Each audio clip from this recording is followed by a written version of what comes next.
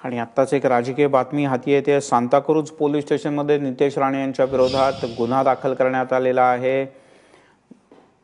एका हॉटेलच्या मालकाकडून खंडणी त्यांनी मागितली होती आणि ती दिली नाही म्हणून राणे यांनी गुंड पाठवून तोडफोड केली, अशा प्रकारचा आरोप हॉटेलचे मालक हितेश केसवानी यांनी केला आणि या संदर्भात काँग्रेसचे आमदार नितेश राणे यांच्या विरोधात गुन्हा दाखल करण्यात आलेला आहे। आतापर्यंतची सगळ्यात मोठी आणि महत्त्वाची बातमी मुंबईतल्या सांताक्रूज पोलीस स्टेशनच्या विभागात घडलेली ही घटना आहे आणि त्या संदर्भात नितेश राणे यांच्या विरोधात FIR दाखल करण्यात आला आहे।